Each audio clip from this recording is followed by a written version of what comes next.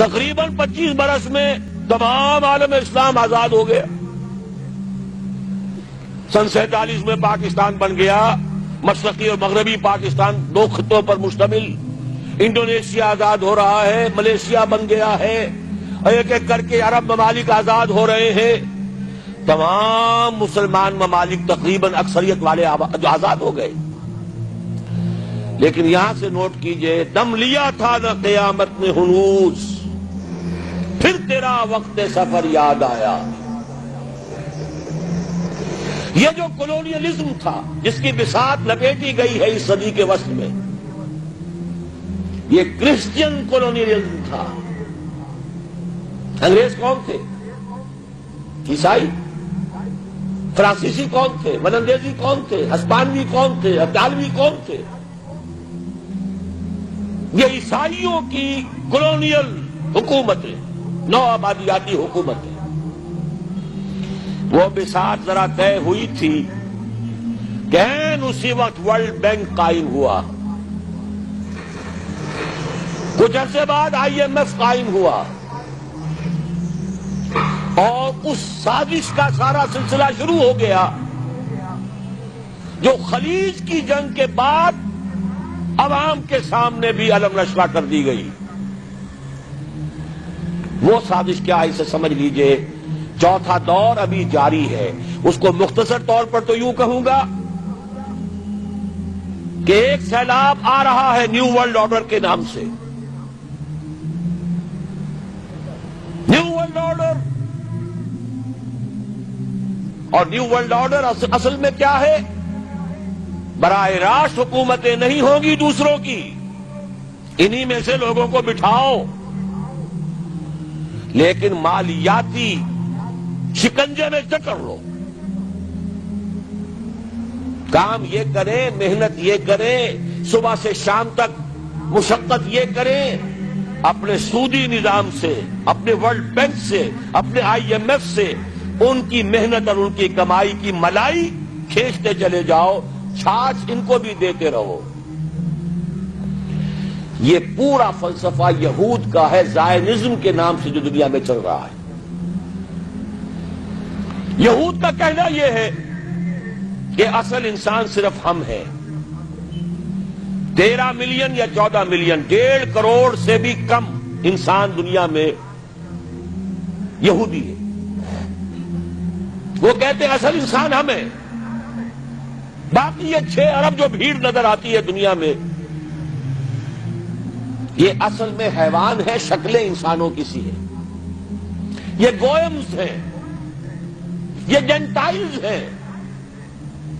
ان گوئمز اور جینٹائلز کا خون چوسنا ہمارا حق ہے, جیسے گائے کا دودھ پینا ہمارا حق ہے, بیل کو ہل میں جوتنا ہمارا حق ہے, گھوڑے کو ٹانگے میں جوڑنا ہمارا حق ہے. البتہ گائے کو بھی کچھ چارہ تو ڈالنا پڑے گا نا, بھوکی مرے گی تو دودھ کہاں سے لوگے؟ گھوڑے کو بھی شام کو کچھ دانہ ڈالو گے تو اگلے روز اسے ٹانگے میں جوت سکو گے.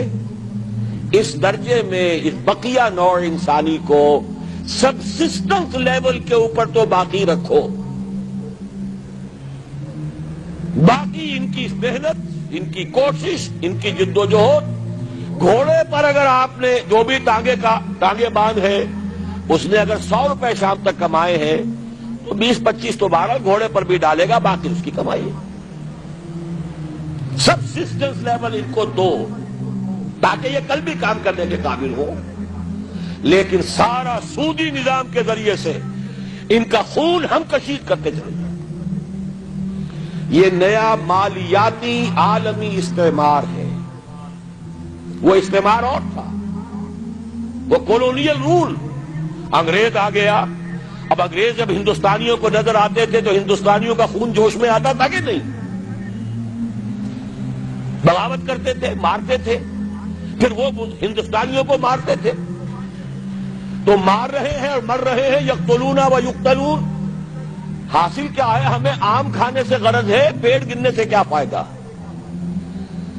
اگر ہم ان کی کمائی, ان کی محنت اسے کشید کرتے چلے جائیں, اس کو کھینچ کر لے جائیں, تو خام کا ان کے اوپر براہ راست حکومت کرنے سے حاصل کیا ہے؟ یہ ہے چوتھا دور جس کی نئی شکل صرف بدل گئی ہے. پورے عالم اسلام میں حکومت میں وہی لوگ بیٹھے ہیں، عدل بدل وہ کرواتے رہتے ہیں. ایک زیادہ بدنام ہو گیا یا ہو گئی، چلو اس کو ہٹاؤ دوسرا لے آؤ. کچھ دنوں کے بعد اسے زیادہ بدنام ہو جائے گی یا ہو جائے گا، تیسرے کو لے آئیں گے. الیکشن کراتے رہو، یہ اسی میں مگن رہے. الیکشن ممبری کرسی صدارت بنائے، خوب آزادی نے پھندے اٹھا کر پھینک دو باہر گلی میں. نئی تہذیب کے انڈے ہیں گندے، یہ اقبال کہہ کے گیا ہے. لیکن لگائے رکھو، انہیں کرکٹ کے میچ میں الجھائے رکھو، دیکھتے رہے صبح سے شام تک بیٹھے ہوئے. انہیں پتہ ہی نہ چلے کون ہمارا خون چوس رہا ہے، کتنی جوکیں لگی ہوئی ہیں میرے جسم کے ساتھ اور وہ میرے خون کو چوس رہی ہے، انہیں پتہ ہی نہ ہو. مست رکھو. اقبال نے تو کہا تھا نا، مست رکھو ذکر و فکر صبح گائی میں اسے. اس سے کہیں زیادہ لذت جو ہے وہ اب وہ میچ دیکھنے میں آ رہی ہے. لگاؤ ان کو طرح طرح کے نام سے جو ہے جوئے کے اندر لگاؤ. یہ تمام دھندے اس لیے ہیں، یہ اس میں مگن رہے حیوانوں کی طرح. اور یہ بھی نوٹ کر لیجئے، یہ بھی ان کے پروٹوکول میں ہے، اخلاقی اعتبار سے انہیں کرپٹ کر دو. انہیں تمیز ہی نہ رہے بیٹی میں اور بیوی میں، انہیں تمیز نہ رہے مرد اور عورت میں. حیوان، بالکل حیوان بنا دو. انسانیت کہیں رہ گئی تو کسی اور بغاوت کا اندیشہ ہے. عورت کو باہر نکالو گھر سے، اسے شمع محفل بناؤ، اسے ہتھیاروں، اسے اشتہاروں کا موضوع بناؤ. موٹر سائیکل کا اشتہار ہے تو عورت، چائے کا اشتہار ہے تو عورت. یہ سارے کھیل یوں ہی نہیں ہو رہے. Protocols of the elders of the Zion 1897 کے ان کا ذرا مشاہدہ کیجیے تو معلوم ہو جائے گا جو کچھ ہو رہا ہے وہ یہود کی وہ سازش. حضور صلی اللہ علیہ وسلم کی اس مقصد بعثت کی تکمیل کا سیلاب جب چلا تھا، تھمتا نہ تھا کسی سے سیل رواں ہمارا. کس نے روکا؟ نہ ایرانیوں کی تلواریں روک سکیں، نہ رومی لیجنز، رومی فوجی دنیا جو ہے تھراتی تھی ان کے نام سے، نہیں روک سکے اس سیلاب کو. حضرت خالد نے کہا تھا رومیوں سے، تم اپنی تعداد پر نہ جانا، اپنے اسلحہ پر نہ جانا، جان لو تمہارا مقابلہ آج اس قوم سے ہے جسے موت اتنی ہی عزیز ہے جتنی تمہیں زندگی عزیز ہے. منحصر مرنے پہ ہو جس کی امید، نا امیدی اس کی دیکھا چاہیے. جو موت کا خواہش مند ہے، شہادت ہے مطلوب و مقصود مومن، نہ مال غنیمت نہ کسوت کشائی، اسے کون شکست دے گا؟ تو اچھی طرح سمجھ لیجئے یہ سارا پیکج ہے. یہ پیکج کا لفظ آج کل بہت استعمال ہو رہا ہے. پیکج، یہ پورا پیکج ہے. انسان کو حیوان بناؤ، جنسی اعتبار سے حیوان، اور اس کو حیوان کی سطح پر لا کر کام کرو. صرف روزی کھاؤ جو تمہارے لیے ضروری ہے، باقی تمہاری محنت کا سب حاصل ملائی اوپر کی ہم لے جائیں گے. یہ ہے اس وقت اس چوتھے دور کا نصف ثانی. شکل بدل گئی ہے، صورت تبدیل ہو گئی ہے. ابھی ہم غلام ہیں. فرق صرف یہ ہے کہ پہلے انگریز فوجی بھی نظر آتے تھے، اب نظر نہیں آتے. اب ہمارا ہی قوم کا کوئی فرد ان کا کارندہ بن کر، قرقمین بن کر بیٹھا ہے. آ کر سود کس نے حرام کیا؟ اللہ نے. سور کس نے حرام کیا؟ اللہ نے. شراب کس نے حرام کی؟ اللہ نے. بڑا دیندار بنا پھرتا ہے، شراب تو نہیں پیتا، سور نہیں کھاتا، سود کھاتا ہے. تو میں دعوے سے کہتا ہوں کہ خنزیر کی حرمت اور شراب کی حرمت سود کی حرمت کے 100ویں حصے کے برابر بھی نہیں. الربا 70 جزءا، سود کے گناہ کے 70 حصے ہیں. ایسروہا، اس میں سب سے ہلکا حصہ اس کے مساوی ہے. ان ينكح الرجل امه، کہ کوئی شخص اپنی ماں سے زنا کرے. اب آپ کیلکولیشن لگا لیجئے، کیا سور کے کھانے پر اللہ کی طرف سے اعلان جنگ آیا ہے؟ کیا شراب کے پینے پر اللہ کی طرف سے اعلان جنگ آیا ہے؟ اور سود پر کہا کہ اگر باز نہیں آتے فَأَذَنُوا بِحَرْبٍ مِّنَ اللَّهِ وَرَسُولِهِ، تو کان کھول کر سن لو اللہ اور اس کے رسول کی طرف سے اعلان جنگ۔ مجھے تو تباہی نظر آ رہی ہے۔ اقول قولی ھذا واستغفر اللہ لی ولکم ولسائر المسلمین والمسلمات۔ اب آپ لوگ جو سوالات کرنا چاہیں کیجیے۔ جو بینکس ہیں جن کا عام کنونشنل بینکس ہیں یا مغربی طرز نظام، پاکستان میں کوئی اسلامک بینک نہیں ہے، سب جھوٹ ہے، فساد ہے، دھوکہ ہے، فریب ہے۔ سود کے اوپر لیبل بدل دیا گیا ہے۔ میزان بینک کا دعویٰ ہے کہ ربا فری ہے۔ میں تو اپنی بات کر رہا ہوں نا، آپ اس وقت مجھ سے سوال کر رہے ہیں، میں جواب دے رہا ہوں۔ جی، یہ گلاس اگر نقد پر لیتے ہو تو 10 روپے کا ہے، 1 مہینے کے بعد پیسے دو گے تو 11 روپے کا ہے۔ وٹ از دس 1 روپی؟ بتائیے نا۔ ٹھیک ہے، نہیں 1 روپیہ اس پہ چارج کر رہے ہیں۔ کیا چارج کیا ہے؟ وہ ان کا دعویٰ تو ہے کہ پروفٹ ہے۔ یہ پہلے سے طے شدہ پروفٹ ہی کا نام سود ہے۔ کوئی بینک نہیں، سب یہ دھوکہ ہے، فریب ہے۔ یا وہ میزان ہو، الفلاح ہو، کوئی بھی ہو۔ جی، جو کاروباری لوگ ہیں جب کسی مال کی قیمت گرتی ہے تو وہ اس کو گرا کر بیچتے نہیں ہیں، وہ کہتے ہیں جی ہم نے تو پرانی قیمت پہ خریدا ہے، جب یہ مال نکل جائے گا، نیا آئے گا تو پھر ہم نئی قیمت پہ، کم قیمت پہ دیں۔ تو کیا یہ بھی سود نہیں ہوا کہ وہ کہتے ہیں ہمیں نفع ہی نفع ہو، نقصان نہ ہو تجارت میں؟ اصل میں ایسا ہے، اگر کوئی شخص اپنا مال روکنا چاہتا ہے تو اس کا اختیار ہے، بشرطے کہ مارکیٹ کے اندر اویلیبل ہو مال۔ اگر مال مارکیٹ میں سرے سے اویلیبل نہ رہے، ہولڈنگ ہو جائے تو یہ حرام ہے۔ سود کا نام اطلاق کیجیے، اس پر ہولڈنگ ہے، ہولڈنگ جو ہے احتکار حرام ہے۔ ویسے تو یہ ظاہر بات ہے کہ ایک شخص جو ہے اس نے اپنے اسٹور کے اندر اتنے ہزار من جو ہے گندم رکھی ہوئی ہے بیچنے کے لیے، لیکن یہ ہے کہ یہ نہیں ہے کہ بازار میں گندم اویلیبل نہیں ہے، بازار میں گندم مل رہی ہے، اس وقت تک اسے آپ احتکار نہیں کہیں گے۔ لیکن یہ ہے کہ اگر گندم نہ مل رہی ہو اور آپ روک کر بیٹھے رہے تو یہ احتکار ہے اور یہ حرام ہے۔ جی، کسی بھی برائی کا ساتھ دینے والا وہ بھی اسی میں شامل ہوتا ہے، چاہے وہ اس برائی میں خود شامل نہ ہو۔ جس طرح بینک ہیں، اب اس میں ہم لوگ اپنے پیسے جمع کراتے ہیں، لیکن وہ تو اس پیسے سے بھی سودی کاروبار کرتے ہیں۔ کیا ہمارا ان بینکوں میں پیسہ رکھنا جائز ہے؟ میرے نزدیک بینک میں پیسہ رکھنا ایک تو ہو سکتا ہے کہ آپ نے وہ سیونگ بینک کا اکاؤنٹ رکھا ہو، سود لے رہے ہو تو حرام۔ اگر آپ نے فکس ڈپازٹ کیا ہے اس کے اوپر سود لے رہے ہیں تو حرام۔ البتہ یہ کہ اگر آپ کرنٹ اکاؤنٹ رکھیں تو میں اسے حرام نہیں کہوں گا، اگرچہ مناسب یہ بھی نہیں ہے، کیونکہ آپ نے جو بات کہی صحیح ہے کہ یو آر سپورٹنگ دیم، لیکن اب کیا کریں؟ ویسے بھی ٹرانزیکشن کے لیے بھی کاروبار کے اندر پیسہ یہاں سے وہاں بھیجنا ہے، کیا کریں، کس طرح کریں؟ سروسز ہیں بینک کی، وہ جائز ہیں، وہ حرام نہیں ہے۔ اگر آپ ٹی بھیجتے ہیں اور اس کے اوپر وہ کچھ پیسے جو ہے اپنا کمیشن دیتے ہیں، جائز ہے، تو سروسز جائز ہے۔ اگر وہ انہوں نے کوئی جو ہے وہ بنا دیے ہیں جو اسٹرانگ باکسز ہوتے ہیں اور ان کے اندر آپ نے اپنے کچھ ویلیویبل لا کے رکھ دیے ہیں تو جائز، آپ کرایہ دیں گے اس کا۔ تو اسی طریقے سے معاملہ، لیکن یہ کہ مناسب نہیں ہے۔ مناسب یہ ہے کہ آپ نہ رکھیں کچھ بھی وہاں پر۔ اگر آپ کے پاس کچھ ہے ہی تو بہتر ہے کہ اسے ریئل پراپرٹی کے اندر، ریئل اسٹیٹ کے اندر انویسٹ کریں، کسی اور طرح پہ رکھیں، سونا لے کر رکھ لیں، لیکن حتی الامکان کوشش کریں کہ بینک میں نہ رکھیں۔ آپ نے کہا کہ یہ سودی نظام ہے سارا بینک کا، تو جو لوگ بینک میں کام کرتے ہیں as a soft where engineer یا ایز اے کمپیوٹر آپریٹر، جن کا اس لین دین سے کوئی تعلق نہیں ہے، ان کو جو ملے گی سیلری، کیا وہ بھی حرام کی اس میں آئے گی؟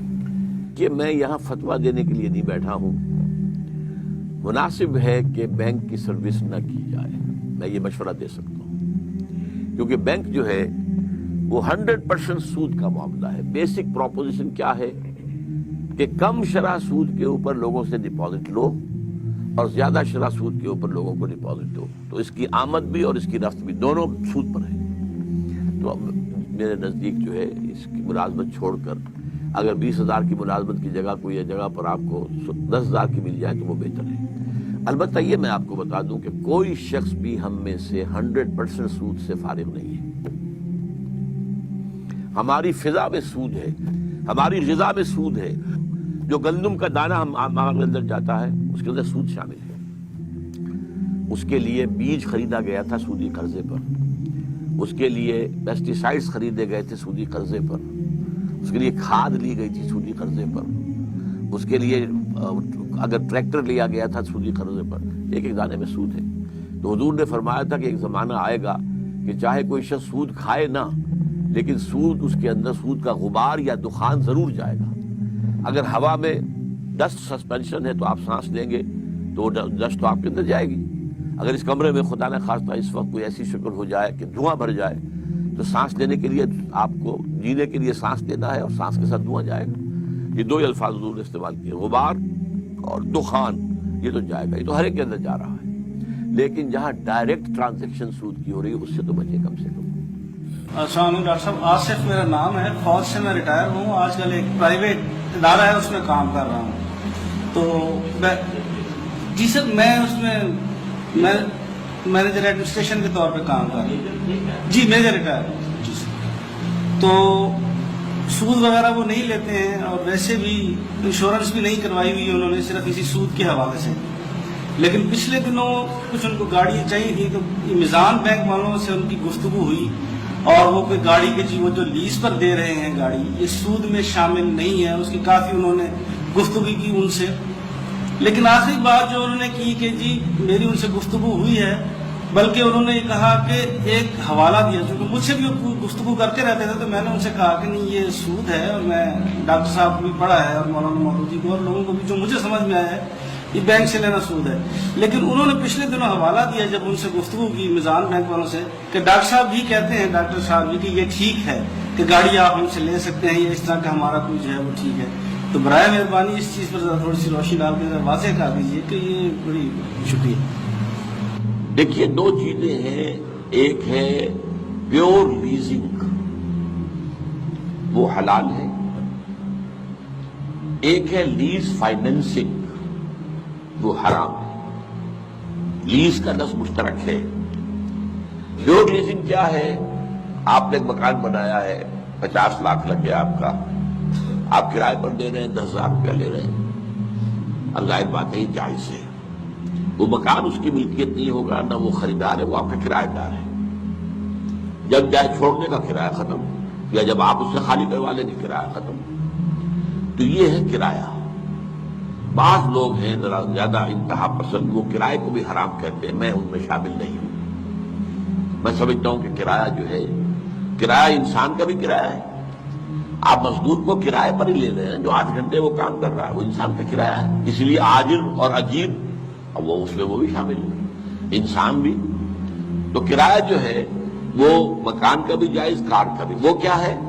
10 لاکھ کی کار خریدی تھی، آپ کو دی ہے، آپ اس میں 20,000 30,000 40,000 روپے ماہانہ انہیں کرایہ دیتے رہے. جب تک آپ کرایہ دیں گے کار آپ کے پاس رہے گی. آپ خود واپس کر دیں یا وہ واپس لے لیں، کرایہ ختم. یہ ہے وہ. اصل میں میزان بینک والے میرے پاس بھی آئے تھے اور ان کا بڑا وفد آیا تھا بہت. تو میں نے کہا تھا کہ کار فائنینسنگ کیا ہے؟ کہ آپ کار خریدنا چاہتے ہیں، 10 لاکھ کی کار ہے، آپ کے پاس تو پیسے نہیں ہیں. بینک والے کہتے ہیں ہم خرید دیتے ہیں، ہم آپ کو قسطوں پہ دے دیں گے.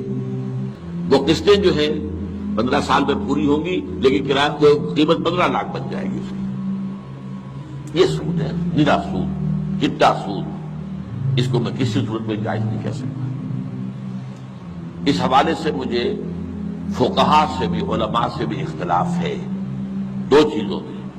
بیع مؤجل اور بیع مرابحہ کو وہ جائز کہتے ہیں، میں نہیں کہتا. یہ اگر آپ گلاس خریدتے ہیں نقد پر تو 20 روپے کا ہے، اگر 1 مہینے بعد پیسے دیں گے تو 25 کا ہے. یہ 5 روپے کیا ہے؟ عقل عام سے کام لیا جائے. آخر شریعت عقل عام کے خلاف نہیں ہے. یہ آپ نے قرض دیا ہے نا، یہ اور قرض کے اوپر 5 روپے زیادہ نہیں ہے، سود ہے. میرے نزدیک سود ہے. ہماری فقہ کے روح سے یہ جائز ہے، مجھے ان سے اختلاف ہے. بیع مرابحہ یہ ہے، اور جو جائز بھی ہے بیع مرابحہ وہ ہے نقد میں. کیا آپ گئے کسی دکاندار کے پاس میں فلاں جو ہے یہ شے مجھے دے دو، وہ کہے بھائی میں نے یہ 100 روپے کی لی تھی، آپ مجھے 110 دے دیجیے. آپ کہتے ٹھیک ہے، پھر کہہ رہے ہو صحیح کہہ رہے ہو، ٹھیک ہے میں 10 دیتا ہوں. یہ مرابحہ ہے کہ آپ نے رضامندی کے ساتھ اس کو 10 روپے دینے قبول کیے نفع کے. مرابحہ ربح سے کہتے، ربح کہتے فائدہ، فائدہ پہنچانا ایک دوسرے کو. یا آپ کسی کو کہتے ہیں کہ بھائی میں تو بازار سے واقف نہیں ہوں، میرے لیے فلاں چیز اتنی مقدار میں خرید دو، میں تمہیں اس پر اتنے فیصد جو ہے وہ کمیشن دے دوں گا، ٹھیک ہے، جائز ہے، خریدنا ہے آپ نے، خریدار آپ ہیں، وہ نہیں ہے، وہ اس کے درمیان میں اس نے کہا اگر یہ ہو کہ صاحب آپ کو 20 کروڑ کی مشینری منگوانی ہے، بینک کہتا ہم منگوا دیتے ہیں، سارا خرچہ ہم کریں گے، ہمارے ویئر ہاؤس میں آگے، اب ہم سے بات کرو، یہ لو دیکھو ڈاکومنٹس، یہ 20 کروڑ کی آئی ہے، ہم تمہیں قسطیں بنا دیتے ہیں، 30 کروڑ ہوں گے لیکن 20 سال میں دے دینا پیسے، یہ حرام ہے، سود ہے۔ اس وقت جتنی بھی فائنینسنگ ہو رہی ہے وہ اس بنیاد پر ہو رہی ہے، فائنینسنگ، یہ حرام، اس میں کسی شک و شبہ کی گنجائش نہیں میرے نزدیک، قطعاً۔ ہاں وہ پیور لیزنگ جائز ہے، جو میں نے آپ سے عرض کر دی ہو، مکان کی ہو، کار کی ہو، سائیکل کی ہو، آخر آپ کو معلوم ہے سائیکلیں کرائے پر ملا کرتی تھی، اب تو بہت کم سائیکل رہ گئی ہے، فی گھنٹہ کرایہ ہوتا تھا، آپ لے کے چلے گئے ہیں، واپس آئے اتنے گھنٹے ہوئے، اتنا کرایہ دے دیں گے، تو کرایہ ایک مختلف شے ہے، سائیکل ہو، موٹر سائیکل ہو، کار ہو، مکان ہو، انسان ہو، اس کا بھی کرایہ، اس کی محنت و مشقت جو ہے وہ کرایہ جو ہے نا، وہ چیز جائز ہے، لیکن یہ فائنینسنگ اور اس کے لیے اس طریقے سے کسی کو کار کا، جو کار لیزنگ میں بے شمار کاریں ہمارے یہاں آئی ہیں، کراؤڈنگ جو ہے وہ اسی وجہ سے ہو گئی ہے، بس اتنے پیسے دے دو اور کار دے جاؤ، اور ٹھاٹ سے جا رہے ہیں ٹویوٹا، بہت جو ہے نیا سنیا ماڈل جا کر، ایک دفعہ تو غرور جو ہے وہ ہو گیا، اب معلوم ہوا کہ قسطیں دینی ناممکن ہو رہی ہے، اب وہ جان چھڑانی مشکل ہے، بینکوں کا پتہ نہیں کتنا ڈوب گیا پیسہ اس میں۔ امریکہ میں جو ہے اس وقت سب سے بڑا ڈپریشن جو ہے وہ ہاؤسنگ انڈسٹری میں ہے، ہاؤسنگ کے اندر سب سے بڑھ کر مارٹگیج جو ہے امریکہ کے اندر مکان بنانے میں ہے، مکان بنوا لیا $40 لاکھ کا فلاں کا محل بنوا لیا، رہ رہے ہیں، اب قسطیں دینی مشکل ہو رہی ہے، اب ذرا سی ڈپریشن ہوئی، قسط نہیں ہو رہی، اب وہ کیا کرتے ہیں، پھر وہ بینک وہ لے لیتے ہیں مکان اور نیلام کر دیتے ہیں، اب یہ نیلام جو ہے 50 لاکھ والا مکان جو ہے وہ 30 لاکھ میں گیا ہے، تو وہ 30 لاکھ ہو گیا، باقی آپ کے ذمہ قرضہ، اور وہ حکومت جو ہے قرضہ وصول کر کے دے گی آپ کا، جو ہے چاہے وہ گھر کا سامان بھی جو ہے وہ قرض کرائے، تو جیسے حکومت جو ہے اپنے جو ہوتے ہیں محاصل وہ لینے کے لیے لوگوں کے مکان میں قوانین ہوا کرتے تھے، قرض کرنے والے، وہ کس لیے ہوتے تھے، تو اس پہ خیال بتائی ہوئی امریکہ میں اس وقت یہ ہاؤس فائنینسنگ کی وجہ سے ہاؤس جو ہے وہ مارگیج کی بنیاد، تو یہ ہے اصل میں مسئلہ کہ ایک لیزنگ حلال لیکن وہ لیز فائنینسنگ جو ہے وہ حرام ہے۔ چلیے جی، سود سے متعلق مجھے کویشچن کرنا تھا کہ اس میں ہم کلیئر نہیں ہے کہ مطلب ہماری اکانومی بیسکلی سود پہ، انٹرسٹ پہ ڈپینڈنٹ ہے، انحصار کرتی ہے سود کے اوپر، انٹرسٹ کے اوپر اور اکنامی، لیکن جو بھی اسکالرس کہہ لیں وہ ابھی تک اس چیز پہ بلینک ہیں، وہ کوئی مساوی پیرالل اکانومی ابھی تک نہیں بنا سکے کسی بھی اسلامی ملک میں یا انڈیویجولی بھی، تو how can we as a individual avoid this interest? کسی بھی ملک میں جب تک کہ یہ سرمایہ دارانہ نظام بالکل ختم نہیں ہوگا کوئی آلٹرنیٹ نظام آ ہی نہیں سکتا، یہ نہیں ہے کہ آلٹرنیٹ نظام نہیں ہے، ایکویٹی کی بیسس کے اوپر سارا کام ہو سکتا، آپ پارٹنرشپ کی بنیاد پر کیجئے نا، آپ جو ہے پارٹنرشپ کی بنیاد پر آپ کام آگے چلائیے، مزاربت کی بنیاد پر چلائیے، چلتا ہے، لیکن چونکہ اس میں رسک رہتا ہے، عام آدمی رسک لینے کو تیار نہیں ہے، وہ کہتا ہے میری رقم برقرار بھی رہے اور اس پر مجھے ایک فکس دفعہ بھی ملے، اس لیے آپ ایک متبادل نظام اگر شروع بھی کر دیں تو کوئی آئے گا ہی نہیں ادھر۔ اس حوالے سے پہلی بات تو یہ ہے کہ یہ تو ہوگا آفٹر اے ٹوٹل ریولیوشن، ایک نظام کا یہاں پہ انقلاب لایا جائے، بدلا جائے، اور ایک پورا نظام، پولیٹیکل نظام بھی بالکل نیا بنے گا، جیسا کہ میں نے حوالہ دیا تھا، میری کتاب پڑھیے آپ، خلافت کی حقیقت اور اس کا نظام عصر حاضر میں کیا ہوگا، سیاسی کیا ہوگا، معاشی کیا ہوگا اور معاشرتی کیا ہوگا، تو یہ تو پورے ایک ٹوٹل ریولیوشن کے بغیر ممکن نہیں ہے کوئی آلٹرنیٹ نظام یہاں پر لے آنا، اور ہمارا جرم ہے، یہ بحیثیت مجموعی امت مسلمہ مجرم ہے اس کی کہ اس نے کہیں پر بھی اسلامی نظام پورا قائم کر کے دنیا کو دکھایا نہیں، یہ جرم ہے جس کی وجہ سے اس وقت ہم ذلت میں ہیں، ضربت علیہم الذلۃ والمسکنۃ وباؤوا بغضب من اللہ، اللہ کی طرف سے ذلت اور تھڑ دلا پن ہمارے اوپر مسلط کر دیا گیا۔ البتہ یہ ہے کہ بحالات موجودہ ایک شخص جو چاہتا ہے کہ وہ گناہ سے اپنے آپ کو بچائے، وہ کیا کرے؟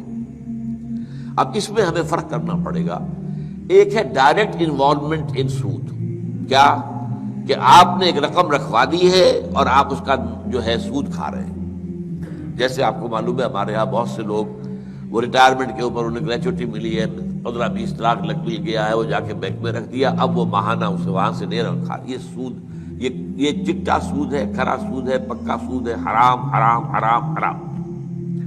دوسرا یہ کہ آپ بینک سے رقم لیتے ہیں اپنی دکان بڑھانے کو, اپنی بلڈنگ اونچی کرنے کو, اپنے کاروبار کو وسعت دینے کو, اور وہاں سود دیتے, یہ بھی حرام حرام حرام حرام. یہ تو ہو گئے ڈائریکٹ انوالومنٹ ان سود. ایک انڈائریکٹ ہے. انڈائریکٹ جو آپ نے کہا پوری ہماری معیشت کا جو ہے نظام سود پر ہے, ہماری حکومت سود پر چل رہی ہے. اب ایک سرکاری ملازم وہاں سے تنخواہ لے رہا ہے, وہ براہ راست سود میں ملوث نہیں, انڈائریکٹلی تو ہے. انڈائریکٹ سود تو مجھ میں بھی جا رہا ہے, آپ میں بھی جا رہا ہے. اور حضور کی ایک حدیث یہ ہے کہ ایک وقت آئے گا کہ کوئی شخص سود سے اگر بچ بھی گیا تو سود کے غبار یا دھوئیں سے, دخان یا غبار سے نہیں بچ سکے گا. جیسے ہوا کے اندر ڈسٹ سسپینشن ہو جائے, آپ کو گردہ نظر آ رہا ہے ہوا کے اندر, اب آپ کیا کریں گے؟ ناک بند کر دیں گے, آپ سانس نہیں لیں گے. سانس تو آپ کو لینا ہے زندہ رہنے کے لیے, تو گردہ اندر جائے گا کہ نہیں جائے گا؟ یا اگر دھواں کہیں بھر گیا ہے اور کوئی بھاگنے کی جگہ بھی ابھی نظر نہیں آ رہی ہے تو کیا کریں گے؟ آپ سانس لینا بند کر دیں گے. ہو سکتا ہے کہ کچھ دیر کے بعد دھوئیں کی وجہ سے جان نکل جائے, لیکن جب تک ممکن ہوگا تب تک تو آپ سانس لیں گے, وہ دھواں اندر جائے گا. تو ایک ہے انڈائریکٹ سود, اس سے کوئی بچا ہوا نہیں ہے, بلکہ گندم کے ہر دانے میں سود ہے. فرض کیجئے اس کا بیج لیا گیا تھا سودی قرضے پر, اس کے لیے پھر جو لیے گئے جن کو کہتے ہیں جو کھاد ہوتی ہے وہ لی گئی سود کے قرضے پر, اور پیسٹیسائڈز لیے گئے سود کے قرضے پر, ٹریکٹر لیا گیا سود کے قرضے. تو گویا کہ ہر گندم کے دانے میں سود موجود ہے, وہ میں کھا رہا ہوں, آپ بھی کھا رہے ہیں. تو اس کے لیے تو یہ ہے کہ اس کا جو گناہ میرے اور آپ کے اندر جا رہا ہے انڈائریکٹ سود کا, اس کا کفارہ یہ ہے کہ آپ اپنے پوری جد و جہد کریں اس نظام کو بدل کر وہ نظام لانے کی جس میں کہ ہم اس سود کو بالکل ایریڈیکیٹ کر سکیں, اس کو ختم کر سکیں. یہ کفارہ ہو جائے گا, یہ جد و جہد آپ کی, اس میں جو آپ وقت صرف کریں گے, یا اس میں محنت کریں گے, اس میں جو آپ اپنے مالی ذرائع صرف کریں گے, یہ سب کفارہ بن جائے گا اس گناہ کا جو ہمارے اندر جو ہے سود جا رہا ہے, انڈائریکٹ سود. لیکن اس سے بالکل بچنا کسی کے لیے ممکن نہیں ہے. ڈائریکٹ سود سے بچنا یہ لازم ہے. اچھا, تیسری بات اور جان لیجیے, بعض انسٹیٹیوشن ایسے ہیں کہ جو قائم ہی سود پر ہے, اس کی سروس بھی حرام ہو جائے گی. بینک ہے, بینک کی بنیادی کیا پروپوزیشن ہے؟ ایک تو یہ ہے کہ ایک ہے ٹیکسٹائل مل ہے, اس نے اوور ڈرافٹ لیا ہوا ہے, وہ سود دے رہا ہے. یہ ٹھیک ہے, یہ اس کا اصل بزنس نہیں ہے. اصل بزنس تو یہ ہے کہ وہ دھاگے سے کپڑا بنا رہا ہے, لیکن اس میں اس کی جو ہے اس نے اوور ڈرافٹ لیا ہوا ہے. لیکن ایک یہ کہ بینک کا تو پروپوزیشن ہی یہ ہے کہ کم شرح سود کے اوپر وہ ڈپازٹ لیتے ہیں, زیادہ شرح سود کے اوپر وہ قرض دیتے ہیں, تاکہ وہ ڈفرنس جو ہے اس کی کمائی ہے. تو اس کی پھر اس طرح کے اداروں کی ملازمت بھی حرام ہو جائے گی. تو ڈائریکٹ سود میں انوالومنٹ اور بالکل خالص سودی اداروں کی ملازمت سے بھی بچنا. باقی یہ ہے کہ اس کے علاوہ انڈائریکٹ سود جو جا رہا ہے ہمارے اندر, اس کا کفارہ یہ ہے کہ اس نظام کو بدلنے کی کوشش کی جائے. حلال حرام کے کئی لیولز ہیں. ایک آدمی سور کا گوشت کھا رہا ہے, سب کہیں گے حرام ہے, ٹھیک ہے. ایک آدمی کھا تو رہا ہے بکری کا گوشت, لیکن وہ خریدا ہے اس نے کسی کی جیب کاٹ کے, کسی کی چوری کر کے, یا رشوت لے کے. تو وہ حلال کھا رہا ہے یا حرام؟ گوشت تو حلال ہے, کھا تو حرام رہا ہے. چلتے جائیے اس کو. اب میں نہیں چاہتا کہ بہت لمبی بات کروں, آخری بات کہہ رہا ہوں, توجہ سے سن لیجئے. جس ملک میں, جس خطہ ارضی میں اللہ کا دین غالب نہیں ہے, اس میں سانس لینا بھی حرام ہے, الا یہ کہ آپ اپنی پوری توانائی اس کو بدل کر اللہ کے دین کو قائم کرنے کے لیے صرف کر رہے ہیں, کیونکہ اس کے سانس کے ساتھ بھی حرام جا رہا ہے آپ کے اندر. سود اس طریقے سے آپ کے نظام میں پیوست ہے کہ سانس کے ساتھ بھی جا رہا ہے. یہ حضور کے الفاظ ہیں, حدیث ہے کہ ایک زمانہ آئے گا کہ سود کھانے سے کوئی شخص بچ جائے تو بچ جائے, سود کا غبار یا دخان سے نہیں بچ سکے گا. جو گندم کا دانہ بھی میں اور آپ کھا رہے ہیں اس میں بھی سود ہے, فرٹیلائزرز سارے جو یہ بھی جو بھی نظام چل رہا ہے, کیا ہے یہ؟ پورا ملک سود میں ہے. ہمارا تو ایک بال بندھا ہوا سودی قرضے کے اندر. تو یہ تو ماحول